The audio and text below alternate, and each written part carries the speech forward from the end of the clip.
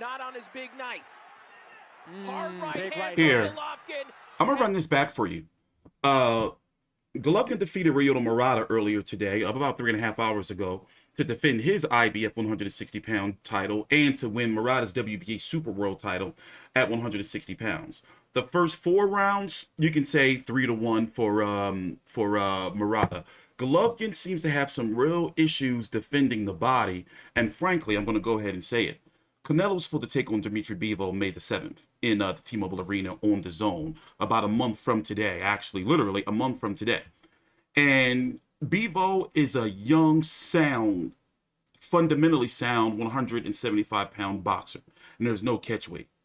Canelo was great. You can't take that away from him. Golovkin, during his time, he's great. You can't take that away from him. However, I do feel that at this stage, Golovkin, who turned 40 years old yesterday, I do feel at this stage that Golovkin won't be able to keep Canelo off of him. Even if you look at the second fight, which Canelo, in my opinion, clearly won, just my opinion. Golovkin won the first fight. However, I can see all sides, but that's just my opinion. We're not always going to agree. But I just feel that at this stage, a 40-year-old at that time, if they were to step into the ring, Canelo versus Golovkin 3, it would be September the 14th, likely, who knows where, but it is going to be on the Zone. It is going to be on pay-per-view. But if they were to step into the ring then, it's hard not to pick Canelo. Because Murata was having some good success early. You can say, okay, Golovkin coming off of a year-plus layoff. Murata coming off of a 2.5-year layoff. Okay? So it all depends on how you want to look at this. Here is the knockout, by the way, or the stoppage. As you can see, Murata's going to go down, and then the corner is going to throw in the towel. Hard right hand from Golovkin. See the towel? Boom, right there. Now, let's talk a little bit. Let's talk about Canelo and Bivol before we go back to Golovkin. Because what we're going to be doing is we're going to be giving a full preview here right now on Canelo versus Bivol and the undercard on T-Street Controversy with FightView360.com. It is April the 9th, 2022, 12:19 p.m. Eastern Standard Time. I was up at 7 a.m. to cover Golovkin versus Murata from Japan on the Zone. But let's talk about some Canelo versus Bivol for a little bit. Take your time out, like the video, subscribe. This footage is courtesy of Steve Kim, formerly of ESPN, now with Snack Independent Boxing Media.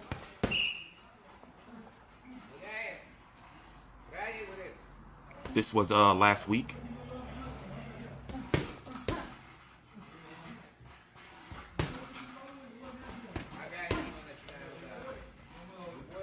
Let's go check out his resume. 19-0 with 11 KOs, the 31-year-old Russian. So what we're hearing is that this fight is going to take place at the full 175 pounds, and there will be no catch weight. And it's funny how now, by the way, Canelo, 57-1-2 with 39 KOs, 31 years old. He's listed at 5'8", but, you know, hardcore boxing fans know Canelo ain't no 5'8", about 5'7", you know, ish or so. But anyway, it's funny to notice that ever since Canelo hasn't been with Golden Boy, he's been fighting his fighters with no type of catch weights or anything. Like full-fledged 168 or 75 pounds, no rehydration clauses or anything. Remember Kovalev, there was a rumored secret hydration clause there. Right now, if you're looking at the resume of Golovkin, Canelo, outside of Billy Joe Saunders, okay, there's been Billy Joe Saunders, pure slickster mover boxer. Boom, that was at 168 pounds. Me personally, I feel Billy Joe is a 160 pounder. I'm not saying it's an issue with Canelo and Canelo 40, you know, whatever the case may be, because Canelo, in my opinion, I never thought I would see him fighting at 168 or 175. And then he's talking about cruiserweight too. So Callum Smith, very credible, solid win. You know, even though he lost John Ryder, in my opinion, still full-fledged 168 pounder. Sergey Kovalev, well, he was at 175, but Sergey Kovalev, listen, I'm not making an excuse for Kovalev, but he was real long in the tooth, had a whole bunch of vodka in that belly, was dealing with a case for allegedly, you know, doing some horrible things to that woman and her damn dog, who's a boxer, by the way. Danny Jacobs, great fight at 160. The 2 Golovkin fights. And I guess what I'm saying is this. I rate Dimitri Bivol's skill set higher than Callum Smith's. My personal opinion. I rate his skill set, even though I'm on the record predicting that Billy Joe Saunders could beat Canelo years ago. I said it. I'm not going. I can't back off of it. But I feel that his skill set is better, especially since he's 175 pounder, is better than Billy Joe Saunders. The toughest fight, in my opinion, from a boxer, we're talking about a boxer, was Erislandy Lara. I'm looking at that type of performance here from Canelo. Golovkin, I consider him to be a technician, a boxer, yeah. But to be honest, if we're going to look at it today, I have Dimitri Bivol beating. I give Dimitri Bivol a better chance to beat Canelo than I would Golovkin, even though Golovkin just defeated Murata earlier. That's just my personal opinion. You know, like, I rate him very highly. Now, looking at his resume, as you can see, Umar Salamov, yeah. Craig Richards, yeah. Lenin Castillo, yeah. Joe Smith rung his bell. Joe Smith hit him so hard he had him really contemplating his life. Jean Pascal, yeah. Isaac Chilumba. But what you see about these UDs, these unanimous decisions, is that he's a boxer. Like, dude can really box. And I'm wondering, like, he can box and move. So Canelo's going to have to play keep away. Or he's going to play keep away from Canelo. Jab, you know, right hand. Jab, right hand. Move around a little bit. Not really known, if I can remember, correct me if I'm wrong, not really known to be the biggest of body punchers, but dude can fight. Like, I am lobbying. Like, he can fight. I'm not saying he's going to beat Canelo. I guess if I'm saying I'm lobbying, I say he will. But I'm not saying he can beat Canelo. I'm just saying that dude is good. Right now, this is when Golovkin knocked out the mouthpiece of Murata, by the way. The fight changed right here, round number 6. This is when a fight completely changed.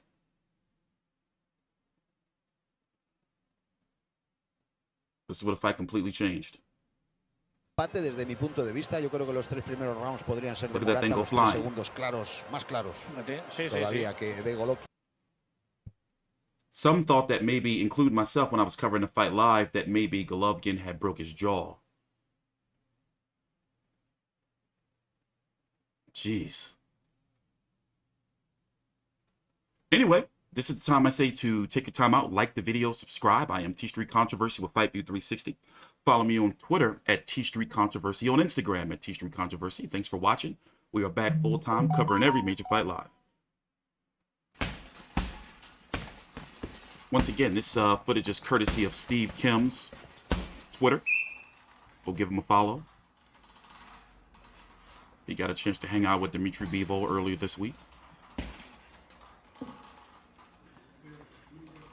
Sometimes I think I want to move to LA or Vegas, man. I'm talking about when I'm like 45 or so, just to really like settle in out there, but I don't know. I'd rather move to Colorado, to be honest. I hear that if some shit goes down, you know, Colorado is the place to be because they got all the bunkers and shit. But anyway, let's go look at the, okay, let me break it down the best way I can. All right. So you now have Golovkin, who's the WBA and IBF champion at 160.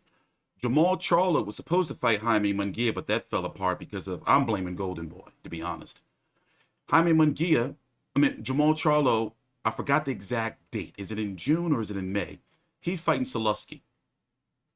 Now, some are going to wonder, well, why won't, you know, Golovkin just unify and become undisputed at 160? He can beat Charlo, but there's no money in it for him, really. You know, like, why fight him when you got a Canelo fight right there? And Demetrius Andrade is moving up, so he's not even champion at 160 anymore. You're going to have Janjabek Alimkhanuly taking on Danny Dignam for that vacant title. So right now, Golovkin, yes, he's unified. Murata was money. Murata supposedly rumored Golovkin's going to pocket $20 million plus by fighting in Japan. TV deal, Amazon Prime, his deal with the Zone. So, and I'm interested in hearing and seeing what the viewership is going to be for this fight over in Asian territories, not necessarily United States, because here in the States, the main event didn't start until about, I think the ring walks were about 7:45, like 7:50, something like that. The ring walks were, you know, Eastern Standard Time. So 3 hours prior if you're on 4:50 if you're over on the West Coast. But it's no more money in the division anymore for him. So, I mean, of course it'll be that glory there.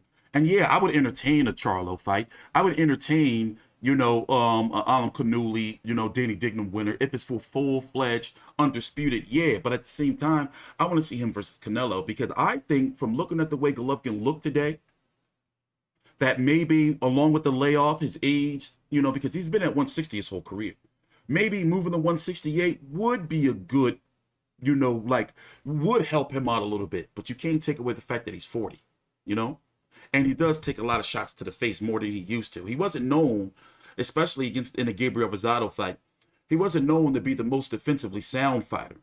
But nonetheless, I think that moving to 168, and if he moves to 168 fight Canelo, it'll be for undisputed. So he can lose to Canelo and still go back down to 160 and be champion. But I don't think for any reason that Canelo's going to budge on any type of catch weight. Why would Canelo go back down? Why would Canelo go to 164 or 165 or 166 when he would be, if he beats Bivol in May and him and Golovkin fight in September, he would be a full-fledged WBA 175-pound champion, one of only 2 champions. Well, 3.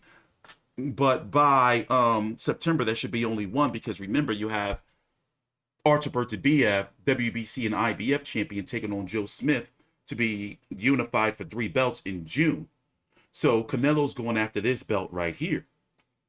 Now, why would Canelo budge on a catch weight of like, you know what? I'm going to come down to 164. That makes no sense because they would still be fighting for 168-pound titles. The catch weight, it would only be beneficial for Canelo if he went all the way back down to 160 and for Golovkin to take those 2 belts to try to be undisputed in 3 divisions, because he will only have 2 to collect at 160 and then 1 after the winner of Beterbiev and Smith to collect up at 175. But I don't see that. I see this fight taking place to be undisputed at 168 pounds. That's what I personally see. I don't see any type of catch weight. But I'm going to go ahead and say right now, I like Bivol's chances, especially if you look how good Sergey Kovalev was doing with all that vodka in his belly all the way up until he got his ass knocked out. And remember, people had the nerve to call that a flop. They were like, he flopped. They were saying Kovalev flopped. He's sitting there knocked the fuck out on the ropes. And they're saying he flopped. Full of smearing off in the belly. Is that bigotry? Oh, that wasn't bigotry. What is it? No, Stoli. That's their shit. That's their shit over there. But getting on to the event, here is the undercard. Let me tell you what fights I like.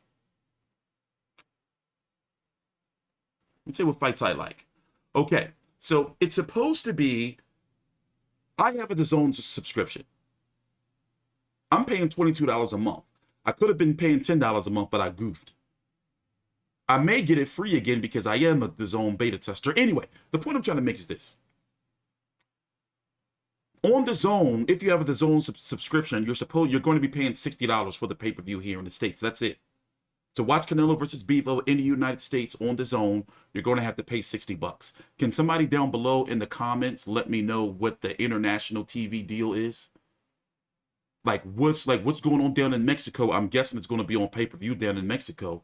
Over in the UK, will it be on just a regular DAZN subscription? Because, they're both Eddie Hearn fighters. Is it going to be pay-per-view over there too? You got Felix Hergovitz taking on Zhilei Zhang. That's going to be the IBF Eliminator. The winner's going to be the mandatory for Alexander Usyk versus Anthony Joshua. 2. They're going to be fighting in July or so. Montana Love is taking on the Gabriel Gonzalez Valenzuela. Have I ever heard of this guy? Montana Love came on the scene on the Jake Paul undercard. What undercard was that? Hold on, let me check again. A good fighter. His last fight, yeah. He signed with Eddie Hearn in Matchroom Boxing. His fight against Ivan Baranchyk, he beat the shit out of him. That was a very good fight. Ain't he shown he got a chin? What card was this?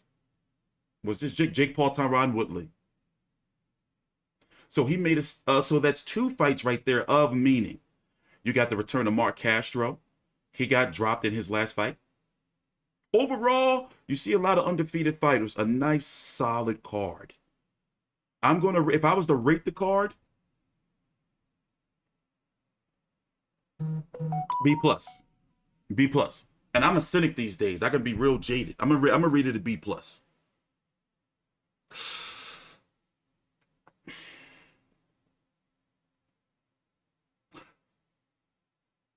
I want to change my B. A. My gut telling me an A. I want to rate it an A. Now we're on the plus minus scale. Let me know down below. Now for the hardcores, let me know down below how you rate the card from an A to F with a plus minus scale. You know, if I'm giving it a B plus, I might as well give it an A. Is this an A card? Because maybe I'm giving it an A because of the weight of Canelo versus Bivol, but this is the A. It's an A card. I don't know. But did Golovkin look old today? I don't know. Here is what the refs had it: 78-74 for Golovkin, 79-73, 77-75. I had it closer. Let me see. Where's my card? I believe up into the stoppage. I know from rounds 1 through 4, I had a 3-1.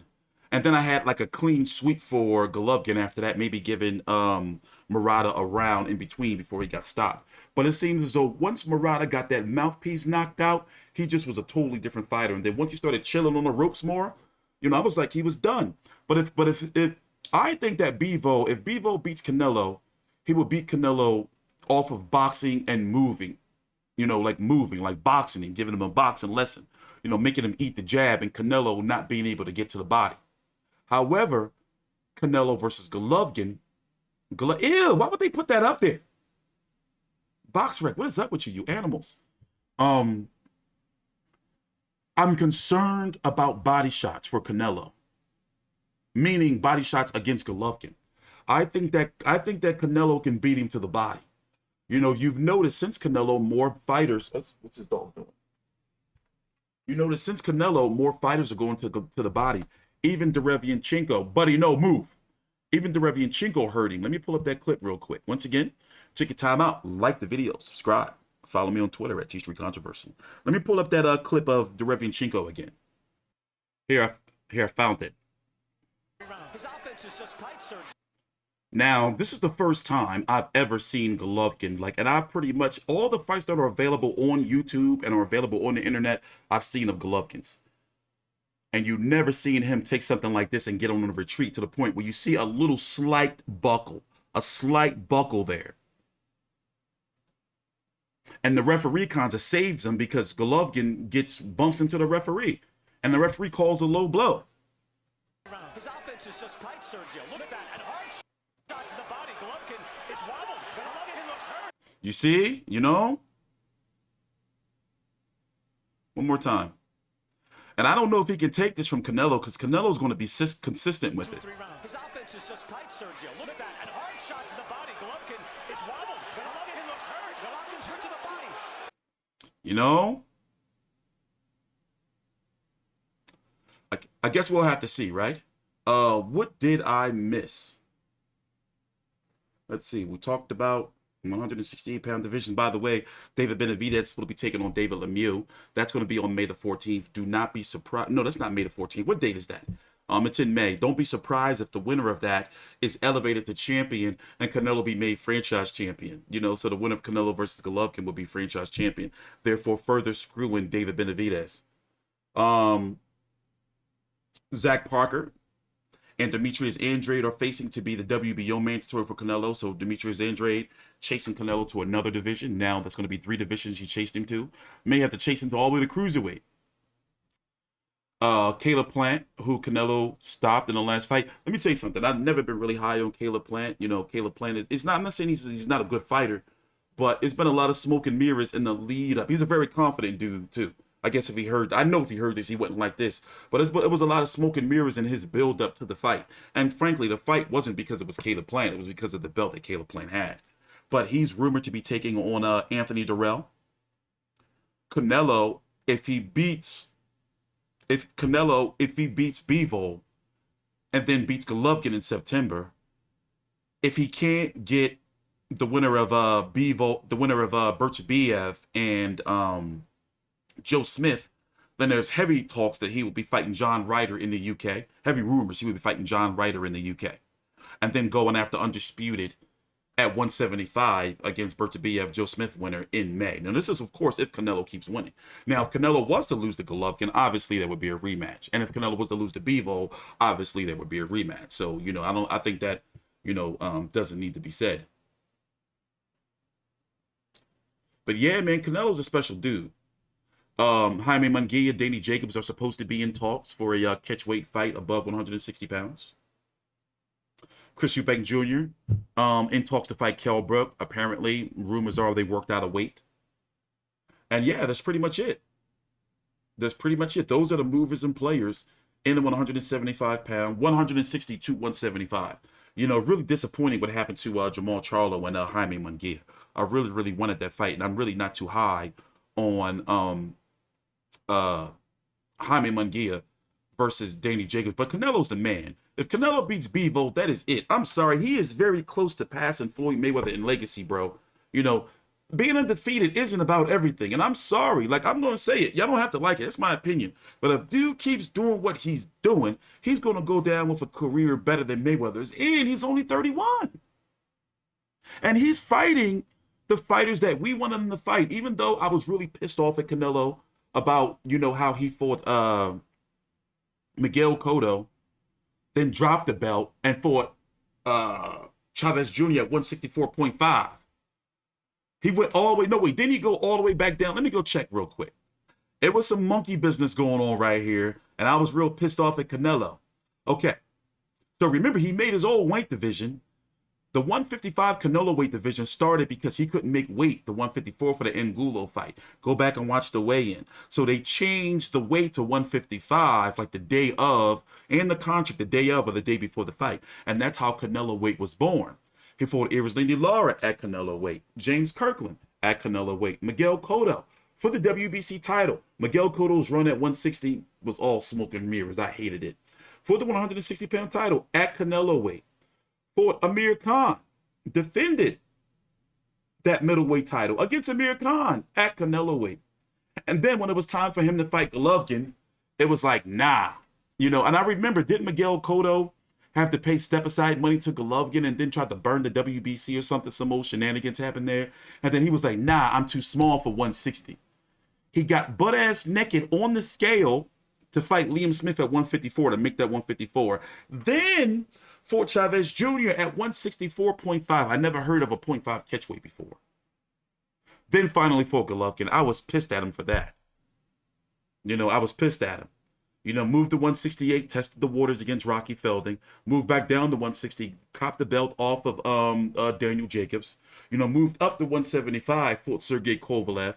You know, then 168. Like, dude is doing amazing shit. The Avner Yildirim fight shouldn't have happened. Avner Yildirim had a fight with Anthony Durrell, became the WBC mandatory after pretty much going and having a meeting and a barbecue with the WBC.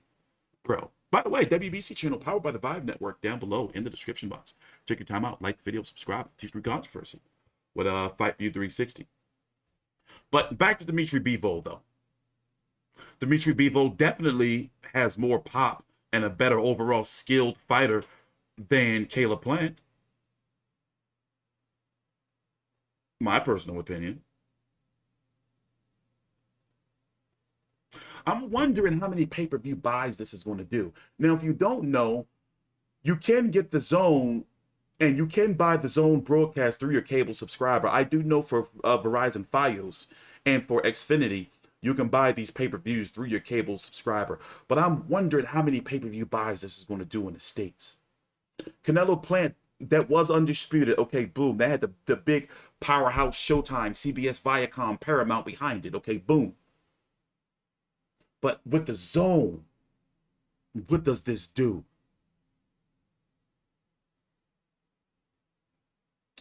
My gut's telling me 450 to 500,000 pay-per-view buys. That's what my gut is telling me. I wonder if we'll ever hear the numbers because the Zone doesn't release viewing figures. You see? Like numbers. That's pretty much all I have to say. As I said, I am looking forward to the undercard. There is three. Wait, where's it at? There's 3 fights on there. Montana Love, Hrgovic, Dimitri Bivol. You know, is there anybody else I should be looking for on this card? You do have Montana Love and Shakram Gayasov. They're fighting for rankings, basically. Mark Castro. You know, you see some Mexican prospects there. It's going to be interesting indeed. I'm also interested in what shoulder content the Zone is going to put out for Canelo. You know, they got to put out some type of a documentary build-up, right? Well, anyway, thanks for watching. I am T Street Controversy with FightView360.com. Take your time out, like the video, and subscribe. Follow me on Twitter at T Street Controversy and on Instagram at T Street Controversy. Thanks for watching. Please subscribe.